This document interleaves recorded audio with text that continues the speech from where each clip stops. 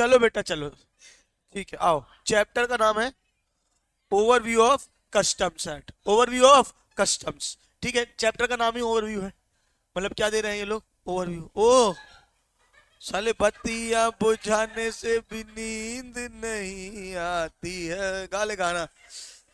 ठीक है, आ जाओ।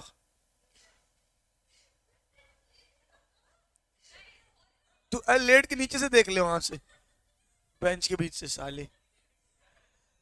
चलो यहाँ सो जा, यहाँ लेट के देख ऐसे, यहाँ पे सामने साली। ओवरव्यू ऑफ कस्टम एक्ट, सुनो सुनो सुनो, चैप्टर का नाम ही क्या है बेटा, ओवरव्यू। तो हम इसका क्या लेंगे, ओवरव्यू। ओहो, सबसे पहले इन्हें दिए ये सारे सेक्शन नंबर, किसके सेक्शन नंबर में क्या होता है, हमें क्या करना, क्या होता है, रहने दो। ठीक है क्या, आओ अपन सीधे कस्टम टैरिफ एक्ट पढ़ते। देखो तो सुनना ध्यान से, दो तीन चीजें हैं। एक है कस्टम्स एक्ट 1962, एक क्या है कस्टम्स एक्ट 1962, और एक है कस्टम टैरिफ एक्ट। एक क्या है बेटा, कस्टम टैरिफ एक्ट 1975। दो पार्ट्स में डिवाइडेड है पूरा कस्टम, एक है कस्टम्स एक्ट 1962 और एक है कस्टम टैरिफ एक्ट 1975। पूरे जो मेन प्रोविजन है कस्टम के कि क्या होता है, कब लगेगा, कैसे लगेगा, वो दिया हुआ है कस्टम्स एक्ट 1962 में। नाम नहीं समझ में आ रहा है, टैरिफ एक्ट मतलब, टैरिफ मतलब, टैरिफ मतलब रेट्स, टैरिफ मतलब रेट्स, क्या प्रोसीजरल पार्ट है, कितना क्या रेट लगेगा, कौन सा लगेगा, वो कौन बताता है, कस्टम टैरिफ एक्ट। बेसिक जो प्रोसेस है, जो बेसिक कस्टम के जो कॉन्सेप्ट्स है, वो कहां पे है, कस्टम्स एक्ट 1962 में। क्या बात समझ में आ रही है। और कस्टम टैरिफ एक्ट में रेट्स वगैरह दी, किसके किस कमोडिटी पे क्या क्या टैक्स लगेगा। अच्छा, ये किस में लगता है, custom act basic statute which governs entry exit of different category of vessels, aircraft, goods, passengers, etc. into or outside the country। ठीक है, ये पूरी इंडिया में लगता है, it applies to any offense। ठीक है, ये कब लगता है, जब हम क्या करते हैं, इंपोर्ट या एक्सपोर्ट ऑफ गुड्स करते हैं। क्या करते हैं, इंपोर्ट या एक्सपोर्ट ऑफ गुड्स। तो इंपोर्ट और एक्सपोर्ट ऑफ सर्विस में लगेगा क्या कस्टम, नहीं, क्यों नहीं लगेगा। इंपोर्ट ऑफ सर्विस, फॉरेन वालों से यार कुछ ऑफर बनवा रहे हैं, इंपोर्ट ऑफ सर्विस ले रहे हैं। याद करो, मैंने बताया था इंपोर्ट ऑफ सर्विस में क्या लग जाता है बेटा, आईजीएसटी। अरे पढ़ के आया यार पूरा जीएसटी, यार अपन ने पढ़ा था ना, import of service reverse charge भी आ जाता है, याद है मैंने बताया था ना, याद आ रहा है। तो इंपोर्ट ऑफ गुड्स में बस क्या लगता है, कस्टम। इंपोर्ट ऑफ गुड्स में क्या लगता है, कस्टम। इंपोर्ट ऑफ सर्विस में क्या लग जाता है, हमारा आईजीएसटी, यानी उसको वो नहीं लगता है। हाँ ना, फटाफट बोलो। ठीक है, the custom act regulates levy collection but also serves the equally important purpose. और क्या क्या पर्पस फुलफिल करता है, पूरा थ्योरेटिकल पार्ट है। Regulation of imports and exports, protection of domestic industries, prevention of smuggling, और स्मगलिंग वगैरह रोकता है, conservation and augmentation of foreign exchange. क्या फॉरेन एक्सचेंज कैसे आएगी, क्या ताकि चोरी वगैरह तो नहीं हो रहा, ये चीज मुझे बताओ। स्मगलिंग क्या होता है, स्मगलिंग ड्रग्स उधर, क्या सिर्फ ड्रग्स की स्मगलिंग होती है। तुमने वाली पिक्चर देखी है, अजय देवगन की वाली पिक्चर देखी है, क्या कहते हैं उसको, once in a time in Mumbai, once upon a time in Mumbai. वो नहीं देखी तुमने, जरूर देखना जिंदगी में जब भी टाइम मिले। Once upon a time in Mumbai, उसमें वो स्मगलर रहता है, उसमें क्या रहता है, स्मगलर, वो सोना स्मगलिंग करता है। तो उसको एक आदमी आके बोलता है कि यार एक काम करो, ये ड्रग्स और ये बंदूक और ये सब भी कुछ स्मगल करवा दो। तो उसमें एक बहुत फेमस डायलॉग है, ठीक है क्या, कि मैं स्मगलिंग जरूर करता हूँ, लेकिन मैं स्मगलिंग उन चीजों की करता हूँ जिसकी इजाजत सरकार नहीं देती, पर मैं उन चीजों की स्मगलिंग कभी नहीं करता जिसकी इजाजत मेरा जमीर नहीं देता। मतलब बोले का मतलब यह है कि स्मगलिंग किन चीजों की करता हूं मैं, जो इलीगल काम करता हूं, जो कानूनन मना वो काम करता हूं। जैसे कि वो क्या स्मगलिंग बोल मिला के क्या होता है कि आप बिना टैक्स भरे चीज ले आओ, that is known as what, smuggling. क्या बात समझ में आ रही है। अब मान लो फॉरेन से कोई गुड्स लेके यहां पे आ रहे हो, फॉरेन से कोई गुड्स यहां पे लेके आ रहे हो, उसमें कस्टम ड्यूटी भरनी है, क्या होनी है, कस्टम ड्यूटी। तुम यहां वहां से बिना कस्टम ड्यूटी भर के यहां पे लाके बेचो तो तुम स्मगलिंग कर रहे हो। क्या बात समझ में आ रही है। अब ड्रग्स तो इलीगल है, उसकी स्मगलिंग होती है, जो चीजों में टैक्स नहीं भरा आपने, वो सब चीज क्या हो जाएगी, स्मगलिंग हो जाएगी। क्या हो जाएगी, स्मगलिंग हो जाएगी। बात समझ में आई, स्मगलिंग वगैरह से रोकता है। हाँ यार फटाफट बोलो, नहीं आई क्या आई बात समझ में। हाँ, केजीएफ वो क्या करता है कि वो गोल्ड को पूरा बचाते हैं, कहीं पे गोल्ड माइन से गोल्ड निकालते हैं बिना सरकार की परमिशन करो, यहाँ सब बेच रहे होते हैं, ट्रांसफर कर होते हैं, वो भी क्या पूरा स्मगलिंग। एक पिक्चर और थी, बदमाश कंपनी, देखी थी क्या। हाँ पुष्पा भी यही थी, ठीक है। बदमाश कंपनी देखी थी क्या, बदमाश कंपनी शायद कब की पिक्चर है, वो भी देखना, वो भी बहुत मतलब उसमें प्रॉपर कस्टम ड्यूटी की हेराफेरी कैसे होती है वो बताई गई है, तो उसको भी देखना, वो भी मजेदार है। ठीक है चलो आगे बात करते हैं अपन, क्या है आगे इसमें, rules and regulation. Rule making power is delegated to central government while the regulation making power is delegated to CBIC. Rules कौन बनाएगा, सेंट्रल गवर्नमेंट, जबकि रेगुलेशंस कौन बनाएगा, सीबीआईसी। रूल्स और रेगुलेशन में फर्क होता है कि हम देश में रूल्स एंड रेगुलेशंस को फॉलो करना चाहिए। What are rules, what is the difference between rules and regulations.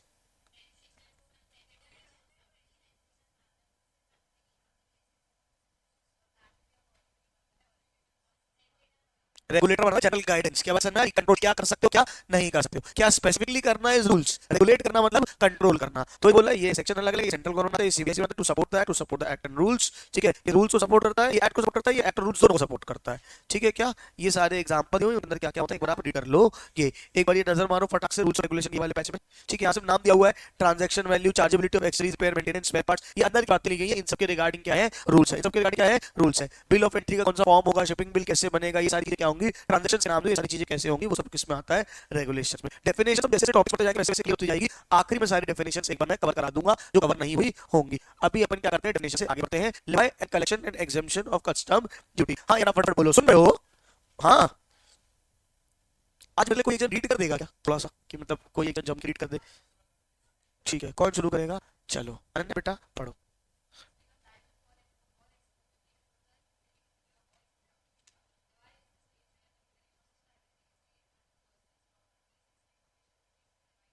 रुक जाना, क्या मतलब है इसका? क्या कस्टम ड्यूटी सिर्फ इंपोर्ट में लगेगी, एक्सपोर्ट में लगेगी? इंपोर्ट और एक्सपोर्ट दोनों में लगेगी। एक्सपोर्ट में बहुत कम चीजों में कस्टम ड्यूटी, ज्यादातर इंपोर्ट में ही लगती है। ठीक है, इंपोर्ट और अच्छा कब होगा? जब ब्रिंगिंग इनटू इंडिया होगा। क्या होगा? इंपोर्ट की डेफिनेशन अगर तुम पढ़ोगे, इंपोर्ट की डेफिनेशन अगर तुम पढ़ोगे तो bringing into India from a place outside India, bringing into India from a place outside India क्या कहलाता है? इंपोर्ट। क्या कहलाता है? इंपोर्ट। ठीक है, जो बंदा इंपोर्ट करता है वो क्या कहलाता है? इंपोर्टर। क्या कहलाता है? इंपोर्टर। अच्छा, एक्सपोर्ट क्या होता है? एक्सपोर्ट क्या होता है? Taking out of India from a place to taking out of India to a place outside India. India से बाहर लेके जाते हो वो क्या कहलाता है बेटा? एक्सपोर्ट। क्या कहलाता है? एक्सपोर्ट। जो कुछ को बाहर लेके जा रहे हो वो कहलाता है एक्सपोर्ट कुछ। क्या बात समझ में आ रही है? जो बंदा लेके जाता है वो क्या कहलाता है? एक्सपोर्टर। क्या कहलाता है? एक्सपोर्टर। यहां तक समझ आया कि नहीं आया? अब इस चीज को लॉजिक को समझने की कोशिश करना, कब माना जाएगा कि इंपोर्ट हुआ, कब माना जाएगा कि इंपोर्ट हुआ? जब इंडिया में लेके आए बोलो हाँ। कब माना जाएगा कि इंडिया में आ रहे हैं? सबसे पहले उसके लिए आपको ये पता होना चाहिए कि इंडिया क्या है। आपको क्या पता होना चाहिए? इंडिया क्या है। इंडिया क्या है देखना है, ये इंडिया मान के चलो, बोलो हाँ इंडिया का अगर ये नक्शा है तो यहां से कितना, 12 नॉटिकल माइल्स तक। कहां तक बेटा? 12 नॉटिकल माइल्स तक क्या है बेटा? टेरिटोरियल वाटर है। क्या है? टेरिटोरियल वाटर है, मतलब 12 नॉटिकल माइल्स तक क्या है बेटा? इंडिया का राज है। क्या राज है? इंडिया का राज है। समझ में आ रहा है? अब हुआ क्या, समझना ध्यान से, बहुत मजेदार केस बताओ। मान के चलो वही अपना केजीएफ वाला कौन है? रॉकी भाई। कौन है? रॉकी भाई। रॉकी भाई सोना लेके इंडिया से भाग रहे थे, से सुनो, सोना लेके इंडिया से शिप से भाग रहे थे, बोलो हाँ नहीं? जब रॉकी भाई जा रहे थे तो पीछे कौन आ गई? पुलिस आ गई। पुलिस मतलब कस्टम अथॉरिटी आ गई, to do do do do. बोले तुम स्मगलिंग करो। क्या कर रहे हो? स्मगलिंग। क्या कर रहे हो? स्मगलिंग। बोले स्मगलिंग कहां कर रहा हूं? बोले स्मगलिंग कर रहे हो, इसमें तुमने टैक्स नहीं भरा है, तुम ये सोने को क्या लेके जा रहे हो? बाहर लेके जा रहे हो, तुमको हम पकड़ लेंगे। बोले मैं कभी इंडिया क्रॉस कर गया क्या मैंने इंडिया क्रॉस किया क्या? नहीं। तो बोले मैं तो घूम रहा था, मैं तो ये शिप वापस घुमा ले जाऊंगा। जब तक मेरी सोच के लिए तो मेरे को थोड़ी गुनाहगार बोल सकते हो कि मैं लेके जाने वाला हूँ, जब लेके चले जाऊं तब बोलना, बोलो हाँ। तो बोले क्या लेके आना, तो मेरे को बोल नहीं सकते। बोले ठीक है, नहीं बोल सकते, कोई बात नहीं। पुलिस खड़ी है यहाँ पे। अब वो आगे बढ़ा बढ़ा टू टू टू ये यहाँ पहुंच गया, मतलब उसने क्रॉस कर दिया। अब कस्टम अथॉरिटी रुका, बोले रुक जाओ रुक जाओ रुक जाओ, अब तो तुमने चोरी कर ली, अब तो तुम इंडिया के बाहर ले गए हो, इंडिया के बाहर ले गए हो, हाँ से तुमको अब तो तुमको पकड़ेंगे। बोले बाबा तो इंडिया कहाँ तक है? बोले यहाँ तक है। बोले तुम्हारी अथॉरिटी है, यहाँ पे जुरिडिक्शन है क्या? नहीं है। तुम्हारी अथॉरिटी नहीं, तुम्हारा राज्य नहीं चलेगा, काय को पकड़ोगे तुम मेरे को? बोले तो साला झूठा लगा के सामने से, आंखों के सामने है ना, खेल का दिस है ना। तो सरकार ने क्या बोला कि 12 नॉटिकल माइल्स तक इंडिया है, समझ है, और अप टू 200 नॉटिकल माइल्स तक कुछ चीजों के लिए इंडिया है। बेसिक इंडिया कितना है? 12 नॉटिकल माइल्स। कितना है? 12 नॉटिकल। इसको बोलते हैं टेरिटोरियल वाटर, मतलब ये क्या है पूरा यहां तक क्या है अपना अप टू 200 नॉटिकल माइल्स तक क्या है इंडिया का, कुछ चीजों के लिए, दो चीज मेनली, एक जुरिडिक्शन के लिए, जुरिडिक्शन पानी करने के लिए, हाँ, और दूसरा अगर यहाँ पे तेल के कुएं, ऑयल ऑयल रिग्स है, क्या है? ऑयल रिग्स, वहां से अगर तेल निकलता है और वापस इंडिया में आ रहा है, क्या बात समझ में आ रहा है? तो उसको इंपोर्ट नहीं बोला जाएगा। For that purpose also India कहां तक है? 200 नॉटिकल माइल्स तक है। क्या बात समझ में आ रही है? उसको टेरिटोरियल वाटर बोलते हैं, टेरिटोरियल। वैसे आप वैसे है कितना सब चीजों के लिए 12 नॉटिकल। इंपोर्ट एक्सपोर्ट हम देखेंगे 12 नॉटिकल माइल्स के हिसाब से, बस सिर्फ दो चीजों के लिए, एक तो वो ऑयल गैस रिग्स के लिए, वो इंटरनेशनल वाटर्स कहां से शुरू होता है? 200 नॉटिकल माइल्स से। पहले कम हुआ करता था, वही सरकार में बढ़ा के उसको 200 नॉटिकल माइल्स कर दिया गया। अभी तक वो जहां तक 24 हुआ करता था पहले। There was extended to sea up to limited, इसको एक्सक्लूसिव इकोनॉमिक जोन भी बोलते हैं। क्या बोलते हैं? Exclusive economic zone. क्या बोलते हैं? एक्सक्लूसिव इकोनॉमिक जोन, जहां कुछ इकोनॉमिक पर्पस के लिए इंडिया माना जाएगा। ठीक है क्या? The water extend up to sea exclusive economic zone under section territorial waters act Indian water to 12 to 4 nautical miles from the base line. It means an extension to 12 nautical beyond territorial water. नहीं, ये 224 नहीं, ये 200 हो गया, बढ़ा के कितना हो गया है? 200। तो बेसिकली अगर तुम समझोगे तो इंडिया यहां तक कितना 12 nautical miles, आगे कितना है? 200 nautical miles। ठीक है क्या? हाँ ना बोलो, नहीं आया क्या? आया समझ आ गया? चलो अब बात करते हैं, एक सेकंड रुक जाना।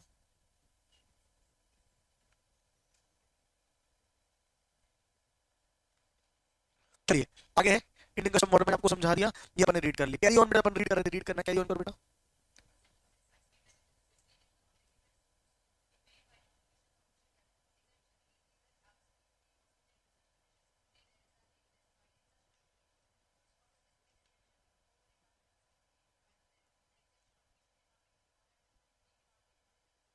कुल मिला के क्या बोल दिया सरकार? चाहे तो किसी को क्या कर सकती है, कुछ को क्या कर सकती है? एग्जेम्प्ट कर सकती है। अब ये देखो कस्टम टैरिफ एक्ट है, वो दो पार्ट्स में है, एक है शेड्यूल 1 और एक है शेड्यूल 2। ठीक है, शेड्यूल एंड कस्टम टैरिफ दो पार्ट डिवाइड है, एक है शेड्यूल 1 एक है शेड्यूल 2। शेड्यूल 1 क्या बोलता है? Tariff rates for imported goods is known as import tariff, और यहाँ पे शेड्यूल 2 क्या बोलता है? Export tariff. इंपोर्ट के हिसाब से जब रेट्स बताएंगे तो कौन बताएगा? शेड्यूल 1, और एक्सपोर्ट के हिसाब से जो रेट बताएंगे वो कौन बताएगा? शेड्यूल 2। कौन बताएगा? शेड्यूल 2। आया कि नहीं आया? आया ना बोलो। ये पढ़ कर लो सेक्शन 12 वाला, मैं 2 मिनट अपनी पेंसिल चार्ज कर लूं।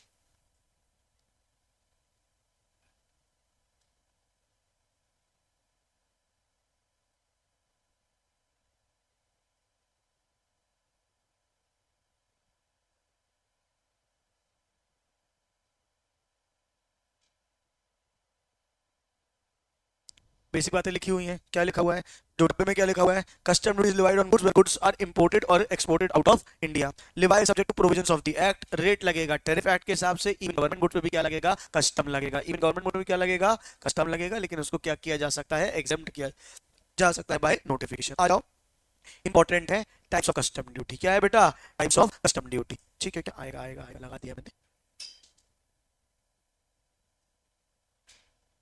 टाइप्स ऑफ कस्टम ड्यूटी क्या होगी, types of custom duty, just a second.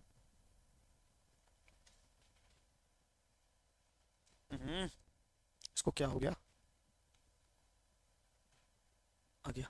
हाँ, देखो क्या होता है, एक होती है बेसिक कस्टम ड्यूटी, एक क्या होती है, बेसिक कस्टम ड्यूटी। मतलब जितनी एक रेट बता दिया गया जो सब पे लगेगी, कुछ भी गुड्स इंपोर्ट होंगे तो उस पे क्या लगेगी, बेसिक कस्टम ड्यूटी। क्या लगेगी, बेसिक। ये भी दो रेट से लगती है, ये भी दो रेट से लगती है। एक लगती है स्टैंडर्ड रेट से, एक किस लगती है, स्टैंडर्ड रेट से, और एक लगती है प्रेफरेंशियल रेट से। किससे, प्रेफरेंशियल रेट से। अगर किसी देश से हमारी दोस्ती या संधि है, क्या बस मैं दोस्त किसी देश से दोस्ती कर रखी है, उसे टीटी साइन कर रहा है कि तुम्हारे देश से गुड्स इंपोर्ट करेंगे ना लोग हमारे देश के, तो हम उन पर टैक्स लगाएंगे, कम लगाएंगे। तो वो क्या हो जाएगा तुम्हारा, वो क्या होगा, प्रेफरेंशियल रेट। क्या हो जाएगा, प्रेफरेंशियल रेट। आपने उनको क्या दिया है, प्रेफरेंस दिया। क्या दोस्त तुम्हारे बराबर पैसा लोगे क्या, नहीं, तो डिस्काउंट करोगे ना। बस वैसे बोला कि किसी देश से गवर्नमेंट होता है ना, सरकार मोदी जी का टीटी साइन करके आए हैं, टीटी साइन क्या करके आए हैं, ऐसे अलग अलग टीटी साइन होती है, जिसमें एक टीटी साइन होती है तो ये आपके देश से कोई भी हमारे देश में इंपोर्ट करेगा ताकि आपके देश को बढ़ावा मिले, आपके देश से कुछ एक्सपोर्ट हमारे देश में, तो क्या करेंगे, आपको कम रेट ऑफ टैक्स पे रेट लगाएंगे। वो रेट कौन सा कहलाता है, प्रेफरेंशियल रेट। क्या कहलाता है, प्रेफरेंशियल। बाकी पूरी दुनिया में क्या लगाएंगे, स्टैंडर्ड रेट। तो दो प्रकार के रेट होंगे, एक होगा स्टैंडर्ड रेट, एक होगा प्रेफरेंशियल रेट। बोलो हाँ या नहीं, हाँ या ना बोलो। ठीक है, अब एक बात समझना, एक एक करके सारी चीजें।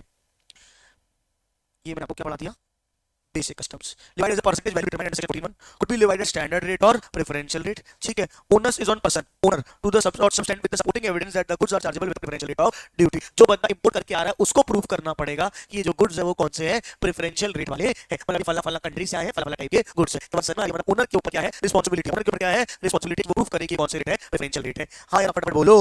अच्छा, अब क्या है, integrated tax. Any article which is imported to India shall be liable to integrated tax in addition to custom duty as chargeable. IGST shall be applicable at the same rate as applicable in goods supplied in India. अब ये अलग अलग प्रकार के tax है ना, इनको बोलते हैं काउंटर वेलिंग ड्यूटी भी बोला जाता है। क्या बोला जाता है, काउंटर वेलिंग ड्यूटी। काउंटर वेलिंग ड्यूटी पहले याद रखते थे, अब उसका नाम बहुत चेंज हुआ है, लॉजिक वही है। सुनना होता क्या है, हम इंडिया है, मान के चलो इंडिया का सप्लायर है, इंडिया का सप्लायर, इंडिया में टैक्स ऑलरेडी हाई है, ये यहाँ पे बेचता होगा, इसको 18% क्या लगता होगा, जीएसटी 18% क्या लगता होगा, जीएसटी। सुन रहे हो क्या, अब इंपोर्टर जो है वहां उस कंट्री में जीएसटी नहीं लगता, उस कंट्री में जीएसटी नहीं लगता। हमने उससे क्या लिया, कस्टम ड्यूटी। क्या लिया, कस्टम ड्यूटी। अब कस्टम ड्यूटी लेने के बाद भी क्या हो रहा है, क्योंकि यहाँ का बंदा जीएसटी भर रहा है तो उसके लोकल गुड्स क्या हो जा रहे हैं, महंगे हो रहे हैं। लोकल गुड्स क्या हो रहे हैं, महंगे हो रहे हैं, और इंपोर्टेड गुड्स क्या हो जा रहे हैं, सस्ते हो जा रहे हैं। ये तो बेचारे हमारे यहाँ बिजनेसमैन है, सब तुम्हारे यहाँ धंधा बंद करके बैठा है, सब इंपोर्ट करके बेचे, और सब इंपोर्ट करके पैसे बेचेंगे तो पैसा पूरा बाहर जाएगा, अपने देश में क्या रहेगा, बोलो हाँ नहीं। तो सरकार ने प्रोटेक्शन के लिए काउंटर वेलिंग ड्यूटी बनाई है। क्या बनाई है, काउंटर वेलिंग ड्यूटी। जहां जहां सरकार को लगता है कि हमारे यहाँ का बंदा टैक्स भरने के कारण उसका गुड महंगा हो जा रहा है, तो सरकार वही टैक्स इस पे लगा देती है, इंपोर्टेड गुड्स पे भी लगा देती है। जैसे यहाँ का बंदा जीएसटी भर रहा है तो वहां का बंदा भी क्या भरेगा, जीएसटी भरेगा। उसको बोलते हैं इंटीग्रेटेड टैक्स। क्या होता है, इंटीग्रेटेड टैक्स। वही लिखा है, an article which is imported into India shall be liable to integrated tax in addition to custom duty as chargeable. IGST shall be applicable at the same rate as is applicable on goods supplied in India. Goods supplied in India में जो rate IGST का rate लगा है वही IGST rate किस पे लगा देंगे, किस पे लगा देंगे, किस पे लगा देंगे, इंपोर्ट गुड्स पे भी लगा देंगे। अच्छा, वैसे यहाँ पे सीजीएसटी, एसजीएसटी, आईजीएसटी, यहाँ पे इंपोर्ट सारी चीज चलती है, लेकिन वो वाले आईजीएसटी की पूरी जिम्मेदारी भी किसको दे दी है, कस्टम डिपार्टमेंट को ही दे दी है। काम करते बैठेंगे बस, तुम पैसे कस्टम ड्यूटी ले लो, एक काम करो आईजीएसटी भी ले लेना। हाँ यार फटाफट बोलो, आया कि नहीं आया, आया। फिर क्या बोला हमने, जीएसटी से अलग अलग टैक्स लगते हैं, GST compensation cess. Any article which is imported to India shall in addition to be liable to goods and services tax compensation cess at such rate as is liable under section rate of GST act. अगर GST में GST cess एक act लगता है, GST cess लगता है, वो भी लग सकता है अगर आपको यहाँ के बंदे को लगा है on the value of imported article determined, जो भी वैल्यू लग जाएगा। हां ना बोलो। वैसे अलग अलग एडिशनल या काउंटर वेलिंग ड्यूटीज। क्या है काउंटर वेलिंग ड्यूटीज, यहाँ पे अगर एक्साइज लगता था तो वहां पे भी उनके में क्या जोड़ दिया था, एक्साइज। क्या जोड़ दिया था, एक्साइज। यहाँ पे वैट लगता था, वहां पे क्या जोड़ दिया था, काउंटर वेलिंग वैट। तो यहाँ पे सेल्स टैक्स लगता था, वहां पे क्या लगता था, सेल्स। अब लेकिन सब हटा दिया गया, इसको कर दिया गया, हटा दिया गया, तो अभी नहीं लगते हैं। लेकिन कुछ अभी भी है जिसपे यहाँ पे लगता है एक्साइज लगता है, जैसे कि अल्कोहल वगैरह, सॉरी अल्कोहल वैट वगैरह लगता है ना, अल्कोहल में क्या समझिए। तो ये सब इंपोर्टेड गुड्स में क्या लग जाएगा, इन सब इंपोर्टेड में क्या जाएगी, काउंटर वेलिंग, एक्साइज, काउंटर वेलिंग, वैट लग जाएगा। मेरी बात समझ में आई मैंने क्या बोली, एक बार रीड करो, ये पांचों पॉइंट या चारों पॉइंट में वही बात लिखी हुई है, देखो एक बार।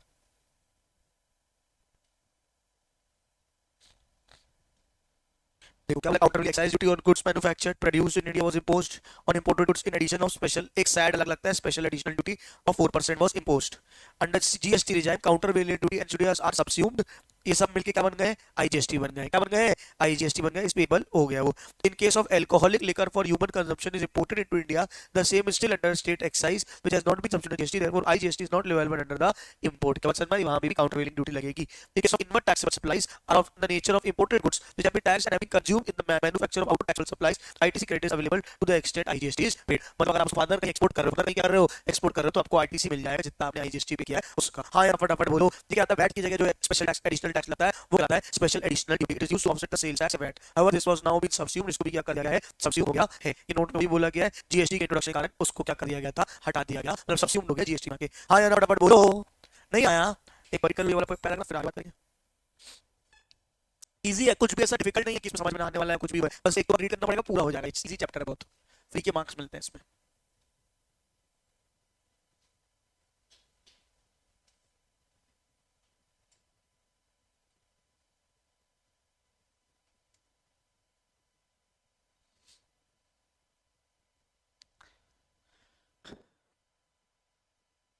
बोलूं आगे बोलूं, अब क्या है प्रोटेक्टिव ड्यूटी। प्रोटेक्टिव ड्यूटी क्या होता है, जब कभी भी इंडियन गवर्नमेंट को ये लगे कि यहाँ की कोई एक इंडस्ट्री पूरी खत्म ही हो जाएगी, किसके कारण, इंपोर्ट प्रोडक्ट्स के कारण। जैसे हैंडीक्राफ्ट्स है, हैंडीक्राफ्ट्स इंडिया की जान है, मतलब ये इंडिया का ओरिजिनल है जो लोग बनाते हैं घर से। लेकिन आजकल क्या है, दिखने वाले हैंडीक्राफ्ट मशीन से भी बन जाते हैं, चाइना से आ जाते हैं, और समझ में आ रही है, तो इस हैंडीक्राफ्ट को वो थोड़े मतलब दिखने में थोड़े उसमें फिनिशिंग बेटर होती है, थोड़ी स्ट्रेंथ ज्यादा होती है, देखने में लगता है, तो हैंडीक्राफ्ट इंडस्ट्री तो खत्म हो जाएगी। तो ऐसे जब भी टैरिफ को लगेगा, गवर्नमेंट लगेगा कि यार यहाँ की कोई बेसिक इंडस्ट्री खत्म हो रही है, तो वो क्या करेगी, उस पर क्या लगा देगी, एडिशनल टैक्स लगा देगी, जो कहेगी प्रोटेक्टिव ड्यूटी। हम अपनी लोकल इंडस्ट्री को बचाने के लिए एडिशनल टैक्स लगा रहे हैं, उसको बोलते हैं ये सब ना कुल मिला के एडिशनल टैक्स लगा रहे हैं, अपने देश को प्रोटेक्ट करने के लिए नाम अलग अलग दे दिया है, बस वो कौन सी ड्यूटी कहलाती है, प्रोटेक्टिव ड्यूटी। वैसे ही अगली क्या गई, safeguard duty. It is opinion that goods are being imported in large scale and they are causing injury to the industry in India. ये भी पूरा पढ़ लो, प्रोटेक्टिव और सेफगार्ड दोनों पढ़ लो, फटाक से अभी रीड कर लो जल्दी से।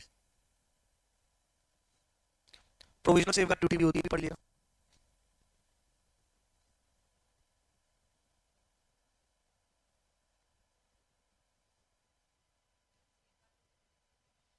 एक ही है, कोई फर्क नहीं है, बस वो नाम अलग अलग है, क्या बात समझ में आ रही है। ये एक्चुअली में अलग से बोला जाता है प्रोटेक्टिव ड्यूटी, सेफगार्ड नाम है कि कुछ एक स्पेसिफिक इंडस्ट्री को प्रोटेक्ट करने के लिए प्रोटेक्टिव ड्यूटी और सेफगार्ड ड्यूटी, बेसिकली कोई फर्क नहीं है उसमें।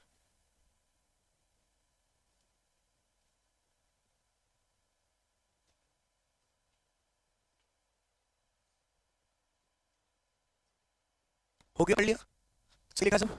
Provisional safeguard duty may be imposed by the central government subject to 21 on the basis of preliminary determination that increase in imports have caused the threat to the cost serious industry to domestic industry। अभी लग रहा है कि आगे चल के क्या कर देंगे, सीरियस इंजरी कर देंगे। क्या समझ में आ रही है, पहले ये सारी ड्यूटी अपने देश में ज्यादा हुआ करती थी, पता है क्या, सारे देश हमारे देश से खुद रहते थे कि लोग क्या इंपोर्ट करने, क्या एक्सपोर्ट करने नहीं है, क्योंकि इतनी ड्यूटी लगती थी तो दिक्कत होती थी। क्या समझ में आ रही है, अब ओवर द पीरियड गवर्नमेंट इसको क्या किया है, रिलैक्स किया। तब तक प्रोटेक्ट करेंगे ना अपने बिजनेसमैन को, तो बनोगे उतने अच्छे कि तुम क्या कर पाओ, फॉरेन गुड्स से क्या कर पाओ, कम्पीट कर पाओ। क्या समझ में आ रही है, अल्टीमेटली अगर एक्सपोर्ट नहीं करने देंगे, यहाँ पे हमारे गुड्स मान के चलो, जैसे टेस्ला है, टेस्ला की कार यहाँ पे आई नहीं पा रही है क्योंकि उसमें इतना ज्यादा टैक्स है। क्या समझ में आ रही है, जो कार नहीं होता तो टैक्स लगा देती है सरकार उसमें। क्या बात समझ में आ रही है, अल्टीमेटली क्या कह रहा है, उस पर टैक्स इतना लगेगा, अगर वो आएंगे यहाँ पे तभी तो, जब आप चखोगे स्वाद उसके बाद ही तो यहाँ पे फैक्ट्री सेटअप होगी ना। आपका एप्पल का कंजम्पशन, फोन का कंजम्पशन यहाँ पे बढ़ेगा, तभी तो क्या होगा, यहाँ पे आके कंपनी अपनी फैक्ट्री सेटअप करेंगी सब चीजों के लिए। क्या बात समझ में आ रही है, तो सरकार ने बहुत ज्यादा टाइम तक प्रोटेक्ट किया। Over the period protective duty सरकार ने क्या करी है, कम करी है, और कोशिश किया कि बाकी देश लोग आए और ओपन मार्केट अपने देश को बनाए। हाँ या ना, फटाफट बोलो, बस काउंटर वेलिंग ड्यूटी सब्सिडाइज आर्टिकल। कई बार कई देश क्या करते हैं बताए, चलो कभी आपकी वो भी हो सकती है कि इस देश को, इंडिया को वो करना है, इंडियन मार्केट को कैप्चर करना है, तो वो अपने देश में एक नियम चलाते हैं कि अगर तुम इंडिया में एक्सपोर्ट करो तो तुम्हें स्पेशल सब्सिडी मिलेगी। क्या मिलेगी, स्पेशल सब्सिडी, ताकि तुम क्या करो, इंडिया में जाके क्या करो, एक्सपोर्ट करो। तो यहाँ सरकार ने जैसे लिखा, किसी ने हमारे देश में एक्सपोर्ट करने के लिए सब्सिडी दी है, तो हमारे देश में हम उसी गुड्स को इंपोर्ट करने के लिए टैक्स बढ़ा देंगे, ताकि क्या हो जाए साहब, बराबर हो जाए। क्या बात समझ रही है, when any country or territory based bestows directly or indirectly any subsidy upon the manufacture of production therein on the exportation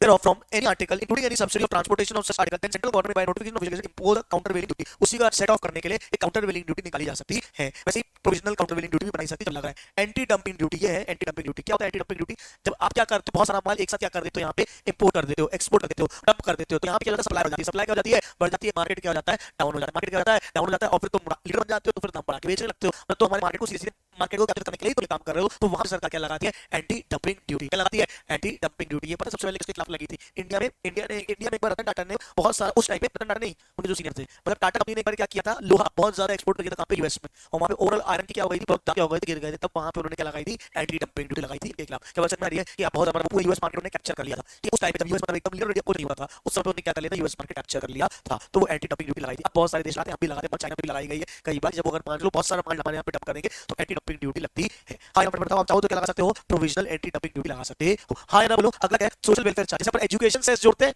4%, 1% याद है, आखिरी में वैसे यहाँ पे जोड़ा जाता है, सोशल वेलफेयर सरचार्ज जोड़ा जाता है। एक बार इतना रीड कर लो, फिर आगे बात करेंगे।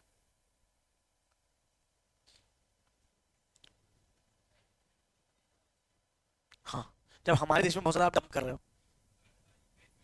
हाँ,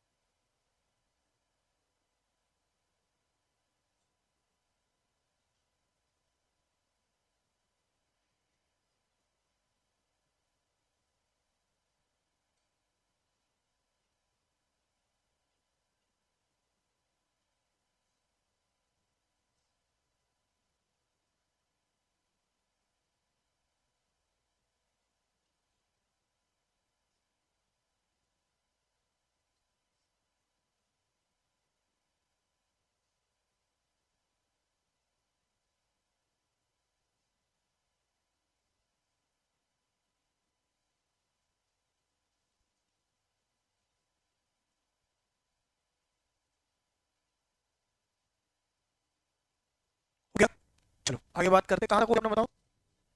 ये रोड ट्रांसपोर्ट इंफ्रास्ट्रक्चर क्या है, इंपोर्टेड गुड्स क्या है, road transport road and infrastructure imported goods क्या होता है। अगर जैसे फ्यूल वगैरह ऑयल वगैरह आप इंपोर्ट कर रहे हो तो उसमें अलग से पैसा सेस लगाना चालू किया सरकार ने, कि सरकारी इंफ्रास्ट्रक्चर बना रही है कि प्रॉपर पाइपलाइन के लिए क्या किया जा सके, उसको इंपोर्ट किया जाए। उस इंपोर्ट को डेवलप करने के लिए जितना भी इंपोर्टेड आ रहा है उस पर अलग से क्या लग रहा है, 8 रुपए पर लीटर का लग रहा है मोटर स्पिरिट सेस लग रहा है। It is divide as a duty of custom at the rate of 8 rupee 8 per litre on motor spirit petrol and high speed diesel imported into India for the purpose of financing infrastructure products. Infrastructure products को finance करने के लिए special tax लगाया गया है। तो अब health cess, जैसे कि अपने यहाँ पे नॉर्मल टैक्स में हेल्थ सेस भी इंट्रोड्यूस किया जा रहा है। Finance act 20 has imposed health cess for import of medical equipment of classified import schedule, augmenting and financing health infrastructure and related services। क्या आपको बात समझ गई, ये दिया हुआ है उसके लिए कुल मिला के एक अलग से सेस लगाएगा। हाँ मतलब कि पेट्रोल इंपोर्ट के लिए इंफ्रास्ट्रक्चर बना रही है सरकार, क्या बना रही है पाइपलाइंस वगैरह, उसके लिए एडिशनल टैक्स लगा रही है जितना भी पेट्रोल इंपोर्ट हो रहा है उस पे, ताकि उस पे उसके लिए क्या बनाया सके, इंफ्रास्ट्रक्चर बनाया जा सके। क्या बना रही है, अभी जैसे पाइपलाइंस को डेवलप करना है, पाइपलाइंस के द्वारा वो सारी चीजों की सरकार कर रही है। आई बात समझ में, चलो हो गया।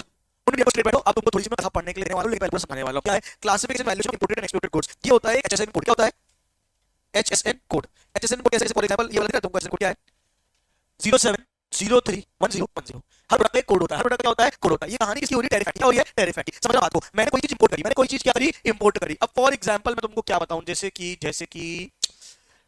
रबड़, क्या इंपोर्ट किया, रबड़। अब मैंने रबड़ इंपोर्ट किया है। अब रबड़ जब इंपोर्ट हो रहा है तो मैं यहाँ पे क्या बोल रहा हूँ कि यार ये जैसे मान लो जूता जो होता है वो रबड़ का बना है, लेकिन जूता की रबड़ इंपोर्ट किया है। क्या इंपोर्ट किया है, रबड़। अब मैं बोल रहा हूँ कि रबड़ नहीं है, रबड़ में तो पॉलिस्टर भी मिक्स है। क्या मिक्स है, पॉलिस्टर भी। अब पॉलिस्टर का एक अलग रेट होगा, रबड़ का एक अलग रेट होगा। जैसे कॉटन है और सिंथेटिक है, ऐसे मतलब लगे कौन सा प्रोडक्ट को क्या आइडेंटिफाई किया जाएगा और कौन सा रेट लगाया जाएगा, उसके लिए क्या होता है एचएसएन कोड होगा। क्या होता है एचएसएन कोड। कि अगर कोई एक प्रोडक्ट जिसका एचएसएन कोड ये है तो उसको कैसे पकड़ोगे, पहले जो नंबर है वो क्या बताते हैं, चैप्टर। अगले जो नंबर है वो क्या बताते हैं, हेडिंग। अगले जो नंबर वो क्या बताते हैं, सब हेडिंग। और अगले जो नंबर वो क्या बताते हैं, प्रोडक्ट कोड। अब जैसे कि ये कैसा है, इसका दिया है जो 07 चैप्टर है, एक चैप्टर है एडिबल वेजिटेबल्स। जैसे मैंने कहा 07 है और इसके अंदर क्या है, खाने वाली सब्जियां। अब उसके अंदर सब्जी के अंदर क्या होंगे, चैप्टर होंगे, आलू टमाटर भिंडी, ठीक है। 03 क्या है, हेडिंग। हेडिंग 03 में क्या आता है, अनियन शैलेट्स गार्लिक लीक्स, ठीक है। एक एग्जांपल दिया हुआ है, ये क्या होगा, चैप्टर हो, ये क्या होगी, हेडिंग हो गई, ये क्या हो गई, हेडिंग हो गई। हेडिंग का क्या है, सब हेडिंग। फ्रेश और चिल्ड अनियंस और शैलेट्स, ये प्रकार का टाइप हो गया, बोलो हाँ नहीं। और फिर क्या हो गया, प्रोडक्ट क्या हो गया, फ्रेश और चिल्ड अनियंस। मतलब कि हेडिंग क्या बताया, अनियन शैलेट गार्लिक कुछ भी हो सकता है, ठीक है। फिर सब हेडिंग में क्या बताया, या तो फ्रेश है या तो चिल्ड है, अनियंस और शैलेट्स है। क्या समझ में आ गया। फिर आखिरी में प्रोडक्ट कोड ने क्या बताया, कि फ्रेश है, चिल्ड है, अनियंस है। बात समझ में आ गई। मतलब अब सब हेडिंग से जा रहे हैं, नहीं आई क्या बात समझ में। फॉर एग्जांपल तुम ये लेके आते हो, ठीक है, क्या ये लेके आते हो तो इसका चैप्टर क्या हो सकता है, यूटेंसिल्स। क्या हो जाएगा, यूटेंसिल्स, ठीक है। यूटेंसिल्स के अंदर मान के चलो हेडिंग क्या हो जाएगी, ठीक है, क्या बॉटल्स। ये भी बॉटल का प्रोडक्ट होगा आखिरी, ठीक है। क्या हेडिंग क्या हो जाएगी, मान के चलो अब यूटेंसिल्स के अंदर आ जाएगा किचनवेयर। ये वैसे दो तीन क्या हो जाएंगे, अलग अलग कैटेगरी हो जाएगी। बात समझ आ रही है, डेली यूज और सारी चीजें हो सकता है। इसको किचनवेयर में डाल के डाल दे, यूटिलिटी में डाल दे, में डाल दे यूटिलिटी। तो हेडिंग क्या हो जाएगी, किचनवेयर यूटिलिटीज, जे जो भी यूटेंसिल्स के रहता होगा, बोलो हाँ नहीं। फिर क्या आ जाएगा, यूटिलिटीज। यूटिलिटीज के अंदर आ जाएगी वाटर बॉटल्स। अब वाटर बॉटल हो सकती है प्लास्टिक की अलग, इसकी अलग, उसकी अलग। और आखिरी में प्रोडक्ट कोड क्या जाएगा, स्टील की वाटर बॉटल। मेरी बात समझ में आई आपको, क्या बता रहा हूं, ऐसे करके क्या बनाए गए हैं, एचएसएन कोड बनाए गए हैं। क्या बनाए गए हैं, एचएसएन कोड। कि तुम समझ में, हाथ उठाओ।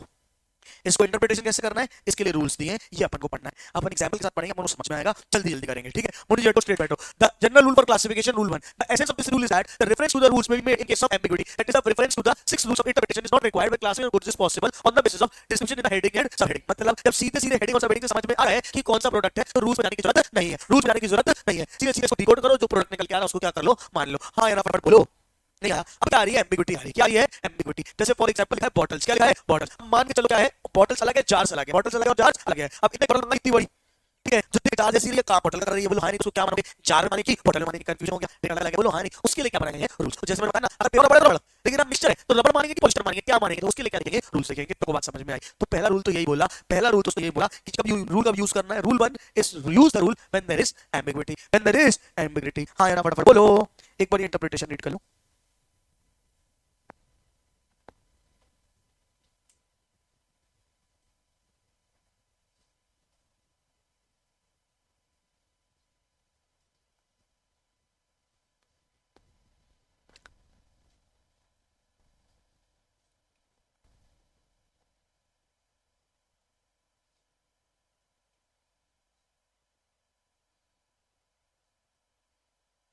होगा। चलो अब एक एक रूल शुरू कर रहे हैं। रूल 2 क्या है, रूल 2 क्या है, unfinished articles and mixture. Unfinished articles and mixture, दो बातें, एक है अनफिनिश्ड आर्टिकल और एक है मिक्सचर। अनफिनिश्ड आर्टिकल का मजेदार चीज देखना, कार रिपोर्ट होती है, क्या इंपोर्ट होती है? Car. For example foreign company ने क्या करी, टेस्ला इंपोर्ट करी, क्या बात समझ आ रही है? तो उस पर टैक्स लगेगा। बोलो हाँ या नहीं? हमने क्या किए, कार के चके निकाल दिए। क्या निकाल दिए? कार के चके। अब वो लोग टैक्स लगा रहे थे, बोल रहे थे कार है। मैंने कहा कार कहाँ है? कार में चके ही नहीं है, बिना चके की कार देखी कि आजकल? हम नहीं मानते कि ये कार है, ये तो लोहा है या दूसरी चीज है ना, ये तो बॉडी है, बॉडी का रेट लगाओ, कार का रेट मत लगाओ क्योंकि इसमें चके ही नहीं है। बोलो हाँ या नहीं? तो कस्टम डिपार्टमेंट बोला कि अगर भले ही कोई चीज क्या हो अनफिनिश्ड हो, भले कोई चीज क्या हो अनफिनिश्ड हो, हम उसमें फिनिश प्रोडक्ट का ही रेट लगाएंगे। ऐसे तुम धोखाधड़ी कर सकते हो। बात समझ में आ रही है? भले बिना चक्के की कार नहीं होती, तुम चक्के अलग से इंपोर्ट करोगे, ऐसा थोड़ी होता है। तो इसलिए हमने क्या मान लिया गया कि ये क्या है, कार ही है। अगर कोई अनफिनिश्ड प्रोडक्ट है लेकिन उसमें उसका मेजर कंपोनेंट है, लेकिन उसमें उसका मेजर कंपोनेंट है, तो उसको क्या माना जाएगा? कंप्लीट प्रोडक्ट मान के क्या किया जाएगा? इंपोर्ट किया जाएगा। मतलब car without tyres is equal to what बेटा? कार। लेकिन अब मैंने एक और टेस्ला इंपोर्ट, उसमें इंजन ही नहीं है। क्या नहीं है? इंजन। और अब मैं बोल रहा हूं कि ये कार है, तो बोले नहीं ये कार नहीं है क्योंकि उसमें मेजर पार्ट क्या होता है? इंजन का। वो नहीं है तो पार्ट नहीं माना जाएगा। तो ये लिखा हुआ है any reference to heading to an article shall deem to include reference to an article in an unfinished stage too। मतलब अगर हेडिंग में कोई फिनिश प्रोडक्ट का नाम लिखा है तो अनफिनिश वाले को भी उसी हेडिंग में डाल दिया जाएगा। As long as in the present stage the incomplete article exist the essential character of the article in complete and finished form. Essential जो एलिमेंट है वो पूरा कर रहा है, जो मेन पार्ट है उसमें। For example car without tyres और without seats would be still construed as car, but cars without engines would not be construed as cars. समझ आया कि नहीं आया? हाँ या नहीं? अब तुम अगर बताना, इस कंपनी में चले, उसमें क्या करता था? एक स्मगलर था। उस स्मगलर क्या करता था? उनने पकड़े ये शायद कपूर, 3-4 ऐसे लड़के थे जो फालतू घूमते रहते, काम धंधा नहीं था। उन्होंने उनको पकड़ा, बोले चलो एक काम करते हैं, मैं तुमको दुबई घुमा के लाऊंगा। बोले दुबई घुमा के लाओगे? चाइना घुमा के लाओगे? बोले हाँ। बोले फ्री ऑफ कॉस्ट घुमा के लाऊंगा, बिना एक रुपए तुम्हारा खर्चा कराए, टिकट मैं करा के दूंगा, वहां पे घूमने रहने खर्चा मेरा, रहना खाने खर्चा मेरा, तुम्हें सिर्फ घूमने चलना है। खाली तो थे। बोले चलो। वो 2 लड़कों को, चाहे 2-3 लड़कियों को, से 5 लोगों को पूरे ग्रुप ले जाता है कहां पे? चाइना। और वहां पे बोला कि घुमाना फिराता है, फिर सबको पैसे देता है और बोलता है शॉपिंग करो। क्या करो? शॉपिंग करो। अब सबको क्या करवाता है? शॉपिंग करवाता है। वो शॉपिंग मतलब कि तुम करो। और फिर अब क्या है ना, लिमिट है कस्टम। क्या है लिमिट? है एक आदमी 2 बोतल दारू ला सकता है। क्या समझ रही है? एक आदमी कितनी बोतल दारू ला सकता है? 2 बोतल। एक लैपटॉप ला सकता है, एक फोन ला सकता है, इतना किलो, इतना ज्वेलरी ला सकता है। बात समझ में आ रही है? तो 10 लोग को ले आया, सबको ज्वेलरी दिलाया, सबको ज्वेलरी क्या कर दी? पहना दी। सबको ज्वेलरी क्या कर दी? पहना दी। सबके जेब में क्या कर दिए? मोबाइल रखवा दिए। हाँ, अब जब यहाँ पे आ गए तो वापस से आके तो सारे सब क्या लेकर लिया?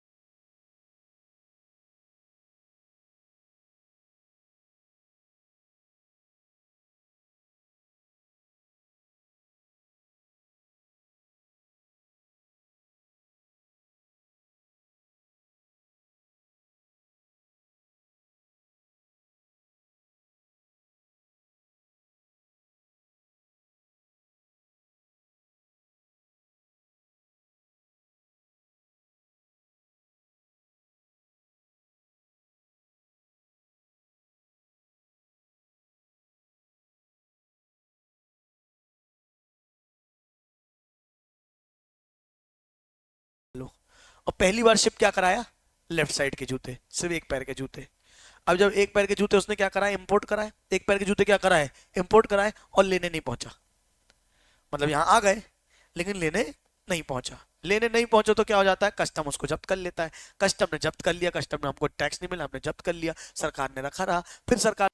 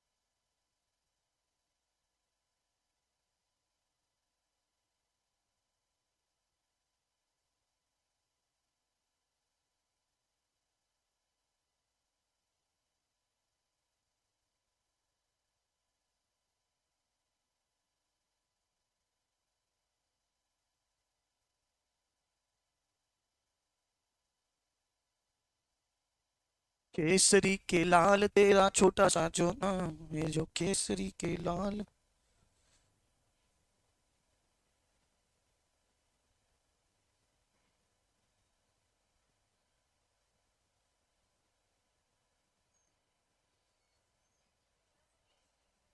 क्या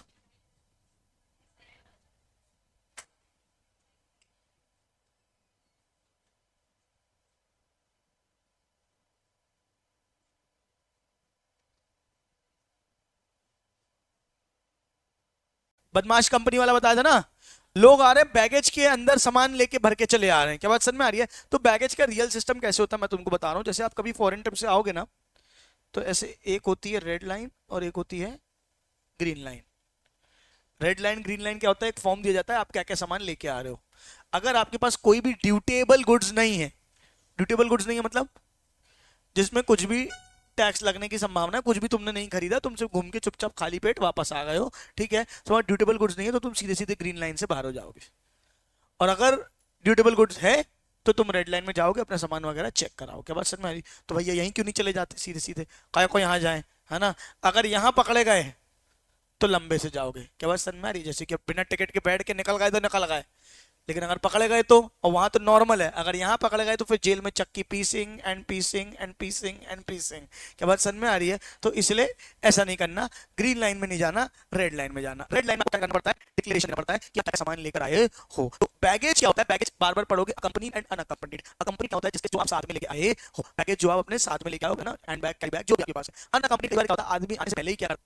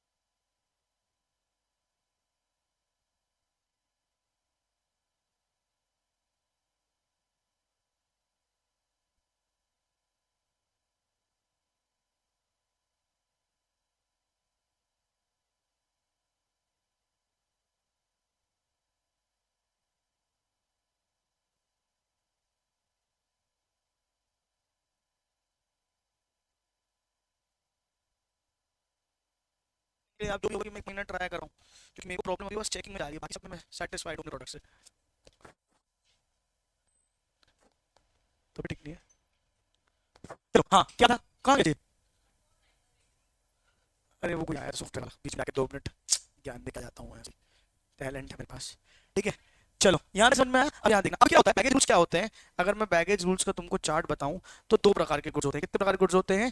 2। एक होंगे यहाँ पे अपन ऐसे खोलेंगे, यहाँ पे ऐसे खोलेंगे, यहाँ पे ऐसे खोलेंगे, एक क्या हो जाएंगे एग्जेम्प्ट, एक क्या हो जाएंगे तुम्हारे एग्जेम्प्ट, और दूसरे कौन से हो जाएंगे अदर आर्टिकल्स, दूसरे क्या हो जाएंगे तुम्हारे, इतना तुम्हारी किताब में दिया नहीं हुआ लेकिन फिर भी पता होना चाहिए। एग्जेम्प्ट क्या क्या है, एग्जेम्प्ट क्या क्या है, पर्सनल इफेक्ट, क्या एग्जेम्प्ट है, पर्सनल इफेक्ट। दूसरा क्या एग्जेम्प्ट है, एक लैपटॉप, एक लैपटॉप 18 साल से आदमी के ऊपर के लिए, ठीक है, ट्रैवल सोवरेन, ठीक है, और चौथा क्या है, इन्फेंट पर्सनल इफेक्ट्स। बोले तो क्या, बच्चों के लिए तुम नैपी एपी जो भी सामान है तुम्हारे पर्सनल है। पर्सनल इफेक्ट मतलब क्या है, तुम्हारा पर्सनल जो भी सामान है, मतलब कि तुम्हारे कपड़े है ना, कंघी तेल पाउडर जो भी तुम्हारा, ठीक है, तुम्हारा मेकअप तुम्हारा आई लाइनर जो भी है वो सब क्या है तुम्हारा पर्सनल इफेक्ट, मतलब जो तुम अगर ये तुम्हारे बैग में है तुम क्या एग्जेम्प्टी गुड जो तुम्हारे पास, तुम्हें परेशान होने की जरूरत नहीं है। पर एक पर्सनल इफेक्ट है, लैपटॉप एक है तुम्हारे पास 18 साल से आदमी के ऊपर के लिए, ऐसा नहीं तुम गए तुम्हारे 3 चिल्ड्रन है 4 लैपटॉप, 3 लोग एक लैपटॉप लेके आ रहे हैं, कोई मतलब नहीं है, ठीक है। तो लैपटॉप 18 साल से आदमी के लिए, एक आदमी के लिए एक लैपटॉप, हाँ या ना बोलो। फिर क्या है, ट्रैवल सोवरेन, ट्रैवल का आपका पास सामान है, हो सकता है पर्सनल, क्या है इन्फेंट पर्सनल बच्चों का सामान है, तो यहाँ तक कहानी आपकी चल जाएगी, हाँ या ना बताओ। अब क्या है इसके अंदर अदर आर्टिकल्स के अंदर 2 आते हैं, ठीक है, क्या एक आते हैं जीएफए जनरल फ्री अलाउंस, यहाँ पे क्या मिलता है 50,000 या 15,000 का बेनिफिट मिलता है। कितने का बेनिफिट मिलता है, 50,000 या 15,000, मतलब ये सामान अगर आपके पास है तो टोटल वैल्यू निकाली जाएगी और 50,000 और 15,000 का क्या मिल जाएगा, बेनिफिट मिल जाएगा। कब 50 का मिलेगा, कब 15 का मिलेगा।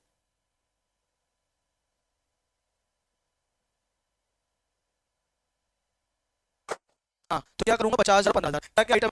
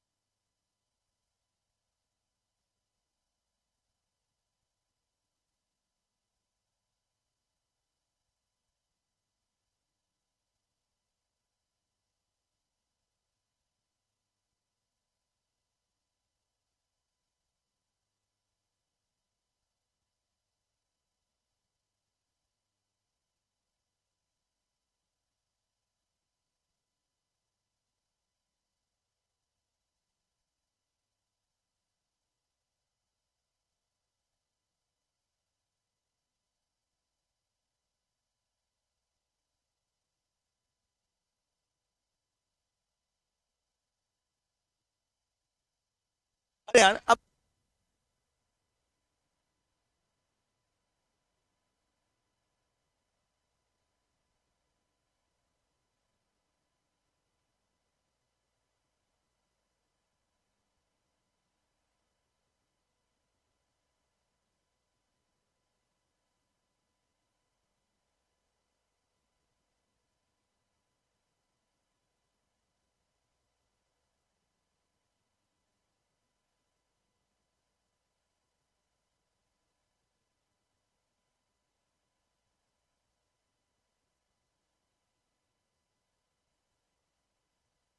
बेनिफिट मिलेगा, बेनिफिट मिलेगा।